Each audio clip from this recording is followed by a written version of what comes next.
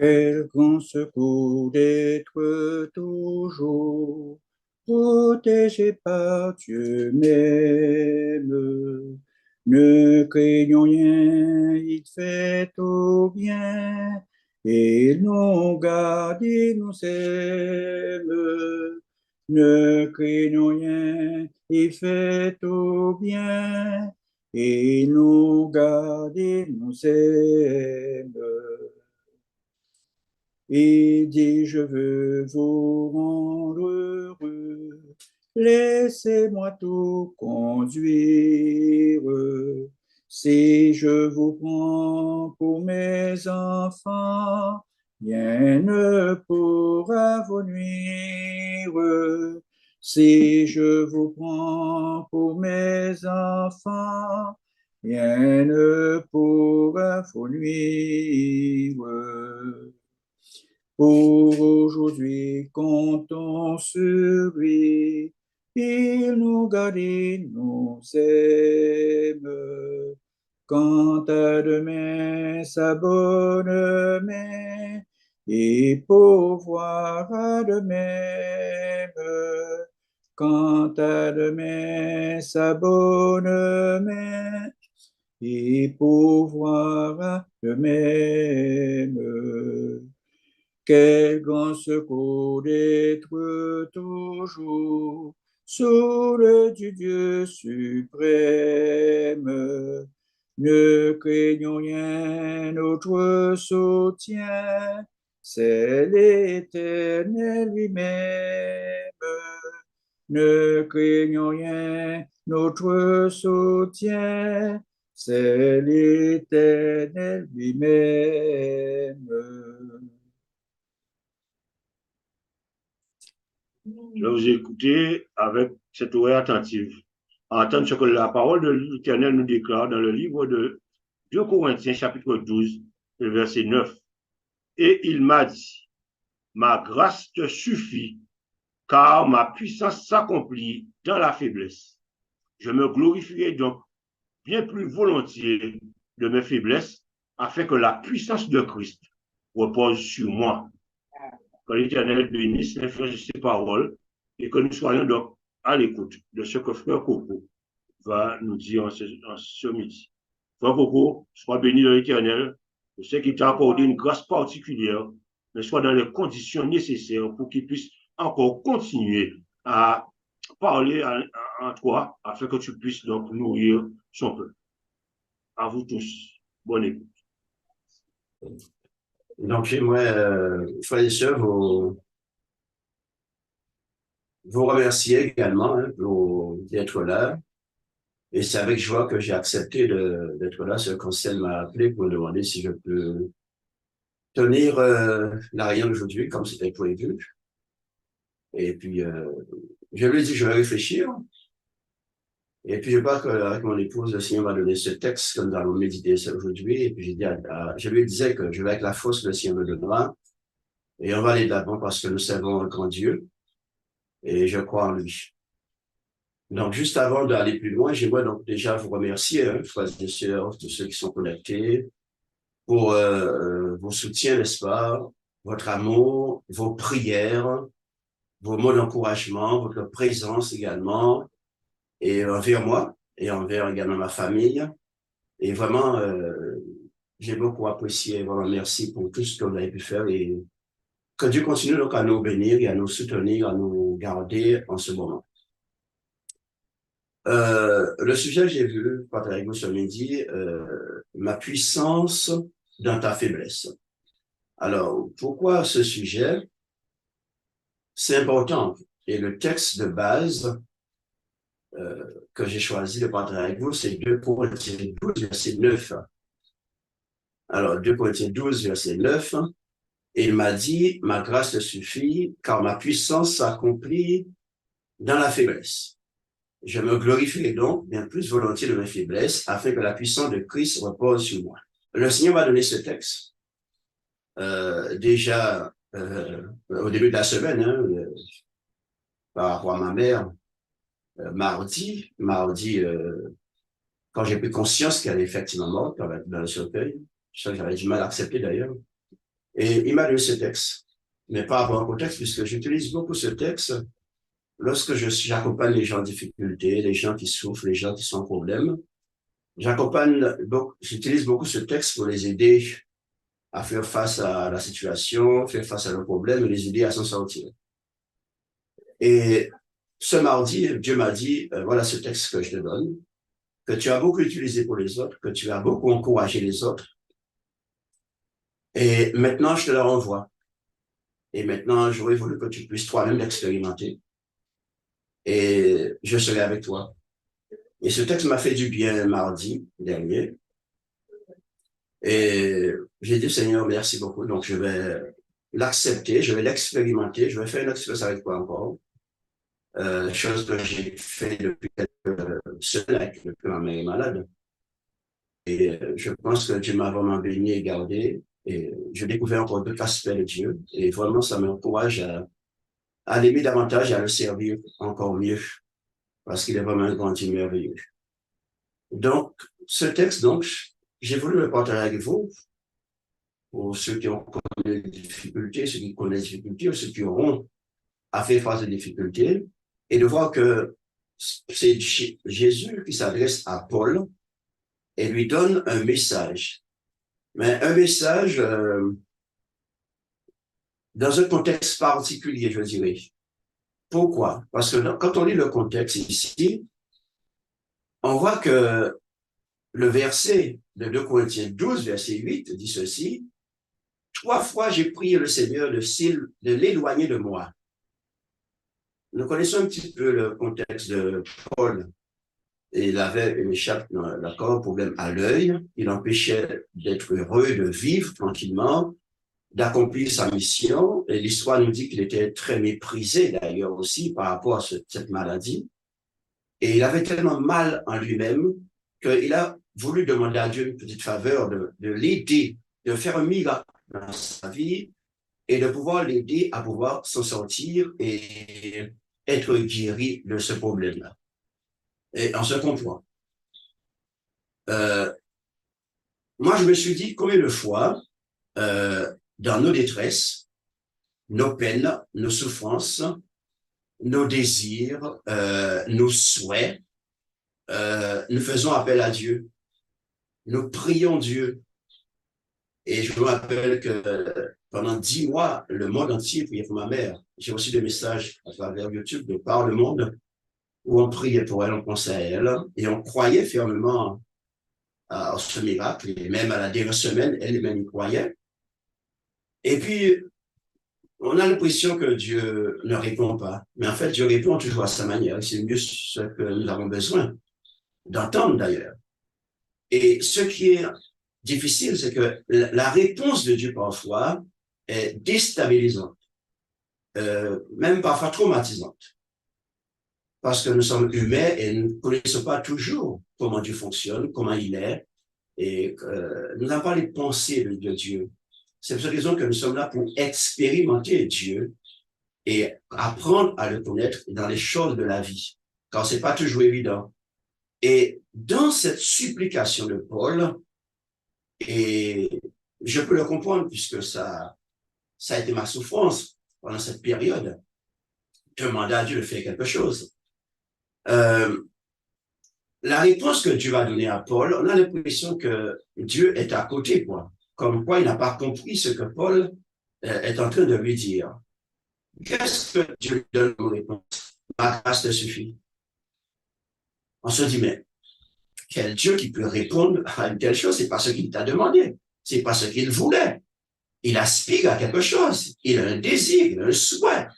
Et il compte sur toi. Tu es un Dieu des miracles. Tu es le Dieu qui fait des choses. Tu as déjà fait tes preuves depuis que le monde existe. Donc, je compte sur toi. Et tu m'as appelé à te servir. Je suis ton serviteur. Donc, j'ai besoin de cela. Tu as déjà fait des miracles avec les autres par mon intermédiaire. Donc, maintenant, c'est mon tour. Et Dieu lui dit, ma grâce te suffit. Et ensuite, Dieu va lui faire lui dire, en tout cas dans ce texte, il y a 4 choses qui attirent mon attention et que je veux partager avec vous donc ce matin. La première chose, Dieu lui dit, ma grâce te suffit. Est-ce que c'est la réponse qu'il attendait? Sûrement pas. Mais est-ce qu'il a compris? Je crois que oui, il a compris ce que Dieu voulait lui dire. Et le mot grâce, ici, en grec, c'est le mot charis. Et ce mot grâce signifie reconnaissance. Reconnaissance signifie plaire, faveur, action de grâce, libéralité, joie, ou encore ce qui fournit la joie, le plaisir, les délices, la douceur, le charme, la tendresse, l'affection, l'influence, bénédiction. En fait, est-ce que c'est ce que Paul voulait entendre à ce moment précis? Frères et sœurs, en tant qu'humain, on se dit, non, Dieu est à côté de la plaque. On a l'impression que Dieu est un petit peu loin, il ne comprend pas, il n'entend pas, il ne voit pas ce qu'on vit, ce qu'on ressent. Mais vous savez, Dieu est Dieu, il restera toujours Dieu. Et il nous connaît mieux que nous-mêmes, et il sait ce dont nous avons besoin mieux que nous-mêmes. Et c'est difficile à accepter, mais c'est ça la foi. Et c'est dans ces situations qu'on voit la foi. Et Paul manifeste sa foi. Parce que Paul Dieu va lui rassurer. Et Dieu utilise des mots qu'on a l'impression qui sont contraires à sa demande. Non, vous allez voir que c'est prestement dans le plan de Dieu. Et tout ce que Dieu lui dit à travers le mot grâce, c'est celle qu'il aura besoin maintenant, mais surtout plus tard, dans ce qu'il aura à accomplir pour Dieu. Donc, Dieu sait ce qu'il dit. Et c'est pourquoi il emploie ce mot grâce. Grâce veut dire aussi salut, veut dire aussi la vie. D'accord? Donc, Dieu sait ce qu'il dit. Et dans son fonctionnement, Dieu voit, c'est ce qu'il a besoin d'entendre. Un homme qui crie à Dieu, qui attend une réponse selon lui, selon sa vision des choses, selon ce qu'il aurait souhaité. Non. Dieu lui donne une autre réponse qui est à contre-courant de ce qu'il pense. C'est là où je dis que Dieu parfois est génial et extraordinaire et qu'il faut en toutes circonstances lui faire confiance parce que de toute façon, on n'a pas le choix. Qu'est-ce qu'on peut faire d'autre? La deuxième chose que je trouvais dans ce texte de l'apôtre, dans ce texte de Paul ici, c'est que Dieu lui dit, car ma puissance s'accomplit dans la faiblesse. Wow. Ma puissance, donc dit Dieu, donc c'est Dieu qui parle, ma puissance à moi, dit Dieu, je suis le Dieu tout-puissant, d'accord? Rien ne m'est impossible, je fais ce que je veux dans le ciel, sur la terre, avec qui je veux, où je veux, je suis Dieu. Et j'ai créé le monde par ma parole, j'ai déjà fait mes preuves. Donc ma puissance à moi, le Dieu tout-puissant que je suis, j'accomplis cette puissance où je fais la démonstration de cette puissance dans la faiblesse. Faiblesse de qui? La faiblesse de l'être humain, des enfants de Dieu. Donc, notre faiblesse. Et c'est ce que Dieu dit à Paul, je sais que tu es faible. D'ailleurs, on va les parler un petit peu. Le mot puissance, ici, c'est le mot dynamis en grec. Et le mot puissance, dynamiste, signifie miracle. Or, c'est bien le miracle que Paul demandait à Dieu et qu'il n'a pas eu, qu'il n'a pas vu comme il le voulait. Le mot puissant signifie capacité. Dieu est un Dieu capable de faire tout ce qu'il veut. Le mot puissant signifie force. Dieu est un Dieu rempli de force. Il est capable de transmettre cette force. Le mot signifie pouvoir. Dieu a tout pouvoir dans le ciel et sur la terre. Il peut faire ce qu'il veut. Le mot parle de sens, parce que nous, devant les situations, nous perdons notre sens. Dieu, le mot signifie moyen. Dieu utilise tous les moyens qu'il veut et possible pour pouvoir manifester sa puissance. Le mot signifie puissamment, le mot signifie capable. Dieu est capable de tout faire. Là, il n'a pas répondu pour Paul. Et dans mon expérience, dans mon cas, avec ma mère, il n'a pas répondu comme on voulait. Donc, on peut se dire que, mais est-il puissant réellement? Mais oui, il est puissant. Et le mot faiblesse ici, le mot grec, c'est asthénia. Et le mot asthénia signifie maladie. infirmité, malade, indisposition, manque de force, faiblesse, fragilité et faiblesse de constitution, faiblesse de santé mentale. Donc, quand je suis dans cet état,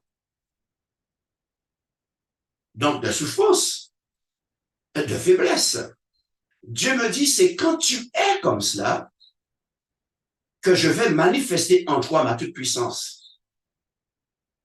Donc, il faut que tu sois dans cet état de faiblesse, car c'est notre sort, malheureusement, le péché, afin que je puisse te démontrer ma toute-puissance, que je puisse te faire voir qui je suis, comment je suis puissant et comment, à travers toi, je vais démontrer déjà à toi, mais aussi à l'univers, au monde qui m'entoure, au malheur, au diable qui est l'auteur de la maladie, la mort. En fait, dans cet état où on croit que tout est fini pour toi, où on croit que tu n'as pas de force, où on croit que tu ne peux rien y faire, tu es impuissant, c'est quand tu es comme cela que moi je viens et je manifeste en toi ma toute-puissance. C'est quand même un peu étonnant, n'est-ce pas? Mais c'est sa manière à lui, Dieu, d'agir. Et quand on a compris cela et qu'on fait confiance à ce Dieu-là, on se dit, waouh, Seigneur Dieu, nos pensées et tes pensées n'ont rien à voir. Et la seule chose qui peut relier tout ça, c'est la foi. La foi. Quand tu es dans cet état, et souvent, lorsqu'on est dans cet état, frères et sœurs, nous avons toutes sortes de pensées qui nous traversent l'esprit. Et le malin profite aussi pour pouvoir nous pousser à nous détourner de Dieu et à remettre en question les promesses de Dieu, la parole de Dieu. Car c'est tout ce qu'il sait faire, nous pousser à douter, à ne pas avoir confiance en Dieu, donc ne pas chercher sa face, ne pas l'implorer, parce que quelque part, il nous a déçus, parce qu'on le plaint, il ne répond pas. Il ne donne pas satisfaction à notre demande. Et j'imagine Paul, et moi, ça a été mon expérience. Il est là pour ça, c'est un vautour. Mais Dieu dit, non, dans cet état où on croit que tout est perdu, c'est là où je me manifeste. C'est là où je vais démontrer qui je suis et de quoi je suis capable. Et mes amis, c'est quelque chose d'extraordinaire de comprendre ça. La troisième chose que j'ai relevée dans ce texte, Paul dit, je me glorifierai donc de mes faiblesses. Alors là, ça fait réfléchir. Hein? Le mot glorifier signifie se vanter ou encore mettre sa gloire en. Ici, le contexte, c'est dans ses faiblesses. Alors, comment peut-on comprendre que Paul dit qu'il met sa force, pardon, il se glorifie. Le mot glorifier veut dire louer, hein? Veut dire aussi remercier. Hein? Donc, je me glorifie dans mes faiblesses. Or, quand on est faible, en langage humain, c'est pas quelque chose à vivre, c'est pas bien vu par les autres qui vous entourent, c'est pas bien interprété. Certains même se permettent de vous dire que vous n'avez pas la foi, que vous ne croyez pas en Dieu, vous n'avez pas confiance, vous êtes faible. On peut vous juger. Mais lui, il dit, dans ma faiblesse, je me glorifie. Quelque part, il prend plaisir à être faible. Je répète, la vision du monde et parfois de l'Église, de faiblesse, ce n'est pas la lecture de Dieu, en tout cas. Comment un homme peut-il se plaire dans cet état de faiblesse? Qu'est-ce qu'il veut m'enseigner? Rappelez-vous, la faiblesse, c'est être malade. Comment je peux me plaire que je suis malade? Je suis infirme. Je suis dans des indispositions. Je manque de force. Je suis fragile. Je me sens faible. Mentalement, je ne suis pas bien. Et Paul dit, malgré cette situation, à première vue, qui est inacceptable, je me plais quand même dedans. Mes amis, ça fait réfléchir. Et je me dis que Paul sait ce qu'il dit. Il sait en qui il a cru. Il sait avec qui il a affaire. Et il connaît de quoi Dieu est capable. Et il sait comment Dieu déjà l'a enlevé là où il était déjà. Et le cheminement qu'il avait déjà fait avec Dieu. Et quand il emploie ce genre d'expression, ce n'est pas par hasard. La puissance de Dieu ne peut se manifester que quand je suis dans ce genre de situation, quand je suis vulnérable, et que surtout je suis conscient. Et c'est là la clé du succès. Paul est conscient de sa faiblesse, conscient de sa maladie, conscient de ses limites, conscient de son impuissance, conscient qu'il n'est pas Dieu, conscient qu'il ne peut pas faire ce qu'il veut, comme il veut, quand il veut. Il n'est pas Dieu. Il est un humain, un homme, il est limité. Il peut beau vouloir des choses, il peut beau vouloir faire des choses, mais il sait qu'il est limité. Et c'est quand je prends conscience de mes limites, de mon impuissance, de mon incapacité, et que je laisse Dieu maintenant prendre cette place qui a droit d'ailleurs, et que je verrai de quoi Dieu est capable. Si je ne suis pas conscient de cela, et si j'essaie de faire moi-même les choses, comment je peux voir Dieu en action? Comment je peux voir Dieu en action? Et ça fait réfléchir, et ça m'a fait réfléchir, et c'est important cela. La quatrième chose, dans ce texte, sur lequel je voulais m'arrêter, Paul dit, afin que la puissance de Christ repose sur moi. Ah, c'est déjà autre chose. Je suis dans cet état, je suis conscient que je suis dans cet état, je me glorifie d'être dans cet état, je me réjouis d'être dans cet état. C'est un signe qui dit que je connais mes limites en tant qu'être humain, je connais toutes mes capacités, mes faiblesses. Donc, pourquoi je suis dans cet état d'esprit? Pourquoi j'accepte ma situation de faiblesse? Pourquoi j'accepte que je suis faible, que je ne suis pas fort, je ne suis pas un héros? Pourquoi je l'accepte? Afin que la puissance de Christ repose sur moi. Ah. La puissance de Christ repose sur moi. Parce que moi-même, je n'ai pas de puissance. Je ne suis pas fort. On croit qu'on est fort parfois, mais les événements de la vie nous montrent qu'on n'est pas fort, et je l'ai expérimenté. Et c'est important de comprendre ça et de s'appuyer sur Dieu pour s'en sortir. Devant les situations de la vie, personne n'est fort, mes frères. Et je reprends le mot puissance. Le mot puissance signifie dynamisme. Miracle.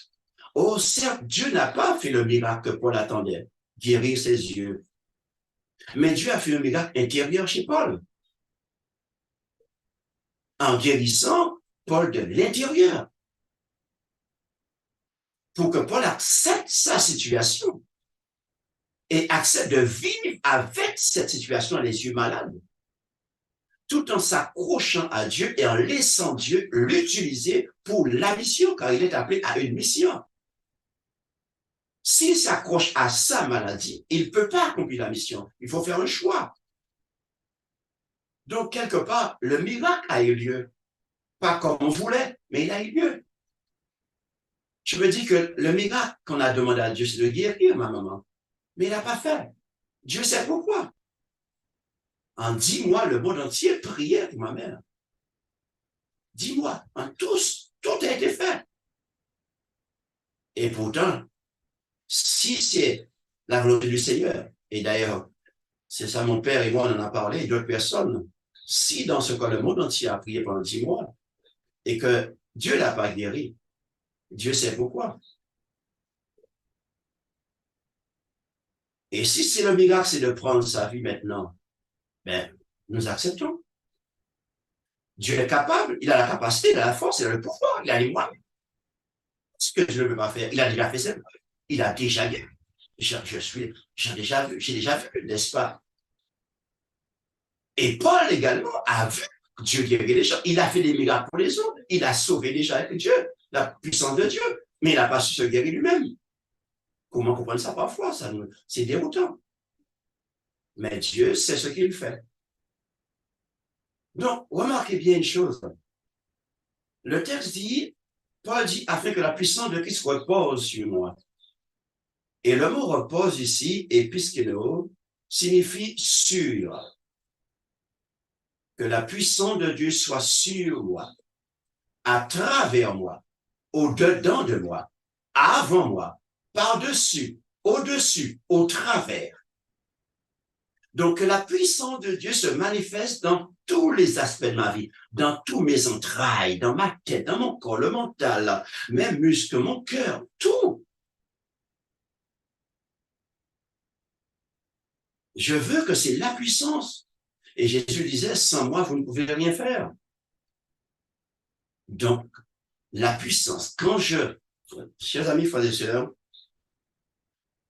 comment la puissance de Jésus peut-elle se manifester dans ma vie si je crois que je suis fort, si je crois que je n'ai besoin de personne, que je me suffis à moi-même? Donc, Paul dit, je me plais dans ma faiblesse pour voir éclater en moi la puissance de Dieu. Donc, Dieu réalise et se réalise dans ma faiblesse.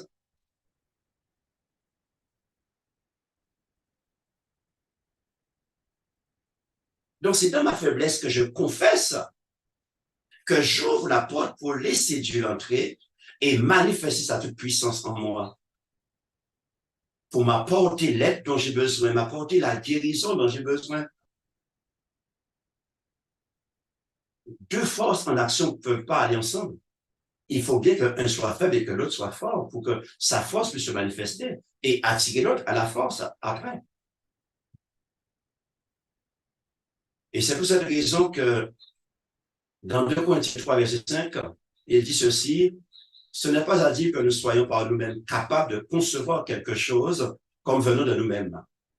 Notre capacité, au contraire, vient de Dieu. Capacité vient de Dieu. Notre force vient de Dieu. Comment tenir bon? Comment surmonter les épreuves? Comment faire face aux difficultés? C'est en croyant que Dieu, c'est lui qui m'accorde la force, le pouvoir. C'est lui qui me soutient. C'est lui qui m'accompagne. S'il n'y avait pas Dieu, s'il n'y avait pas son esprit en nous pour nous soutenir, s'il n'y avait pas les promesses de Dieu, je crois qu'on serait terrassés tous de chacun. Et notamment moi-même, par rapport à cette proximité que j'ai avec ma mère. J'ai compris que pour voir la puissance de Dieu se réaliser en moi, il faut que je lâche prise. Je m'abandonne. Ne pas résister. Ne pas essayer de se montrer fort. Là, c'est la résilience totale. Et quand on a compris ça, frères et sœurs, et qu'on laisse Dieu faire ce qu'il a à faire, alors là, on peut s'en sortir. Et c'est ce même l'apôtre Paul qui va dire également dans Philippiens 4, verset 13, « Je puis tout par celui qui me fortifie. » Je puis tout, pas une partie, mais tout par celui qui me fortifie. Et j'aime beaucoup ce mot « fortifie » parce que ce mot grec signifie se fortifier, être fortifié. Ce mot signifie guérir. Lorsqu'on perd quelqu'un, c'est une blessure qu'on reçoit et qu'il faut faire le deuil. Donc, il faut être guéri de cela. Ce mot signifie être fort, doté de force, rendre robuste, recevoir de la force, augmenter en force. Parce que d'une manière ou d'une autre, nous avons quelque part en nous la force, puisque l'Esprit de Dieu est en nous. Mais à des moments, nous avons besoin d'augmenter en force, où Dieu doit déplier encore plus de force pour nous aider à nous en sortir. Donc, quand il dit je puis tout par celui qui me fortifie, il sait ce qu'il dit. Parce qu'il sait que la force vient de Dieu, que l'Esprit de Dieu est une puissance de Dieu en nous et que c'est cette force qui va nous aider à nous en sortir. D'ailleurs, Jacques va dire dans Jacques 1,17, toute grâce excellente, voyez, et tout don parfait descend du Père des Lumières. Tout vient de Dieu. Lui seul peut nous donner la force. Donc, lorsque Paul se sentait écrasé, la puissance de Dieu prenait le relais.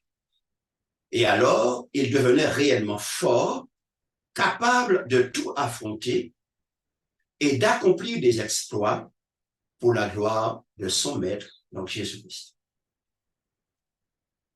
Voilà donc, frères et sœurs, ces leçons que Dieu m'a permis de tirer dans ce petit verset pour pouvoir faire face à la situation et que je répète que j'utilise pour aider d'autres personnes en difficulté. Et nous dire que qu'importe ce que nous vivons, nous pouvons nous en sortir. Parce que Dieu est vrai, Dieu est vivant, Dieu est bon, Dieu est grand. Chacun a sa manière de vivre ses blessures, ses souffrances. Chacun va mettre un peu plus de temps l'un par rapport à l'autre. Mais qu'importe le parcours qu'on aura à faire, Dieu dit, je suis avec toi, ma force t'accompagne et je vais te guérir. Parce que Dieu est le Dieu de la guérison. En conclusion, pour que la grâce du Seigneur se déploie dans sa plénitude, je dis bien que la grâce, parce que tout est grâce. Donc, pour que la grâce du Seigneur se déploie dans sa plénitude, il faut que la force naturelle de l'homme soit brisée, que son moi soit crucifié, et que dans cette infirmité, c'est ça la réalité, il consente à ne subsister que par grâce, à ne vivre que de cette grâce dans le nom de Jésus.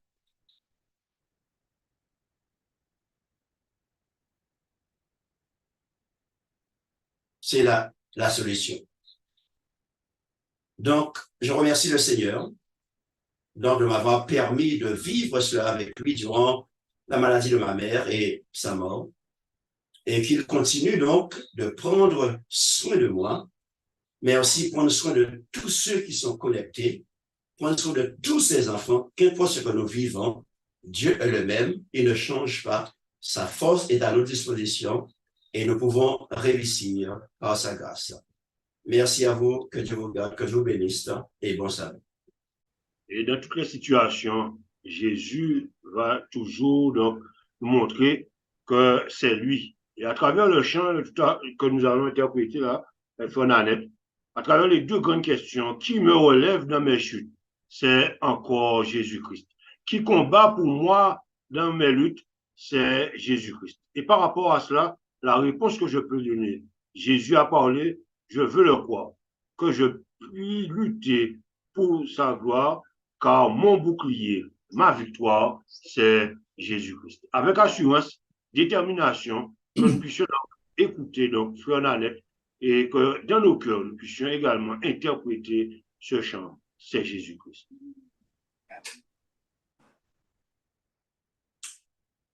Qui me relève dans mes chutes, c'est Jésus-Christ. Qui combat pour moi dans mes luttes, c'est Jésus-Christ. Jésus a parlé, je veux croire que je puis lutter pour sa gloire. Car mon bouclier, ma victoire, c'est Jésus-Christ. Je vais à mon Père et ma foi, c'est Jésus-Christ. Je suis bien heureux et ma joie, c'est Jésus-Christ. Et si même dans la souffrance, mon cœur me parle d'espérance. C'est que j'ai mis ma confiance en Jésus-Christ. Sauvé, je ne me glorifie qu'en Jésus-Christ. Pour la terre et le ciel, ma vie, c'est Jésus-Christ. Bientôt adieu, choses mortelles, loin de vous je prendrai des ailes vers les demeures éternelles, vers Jésus-Christ.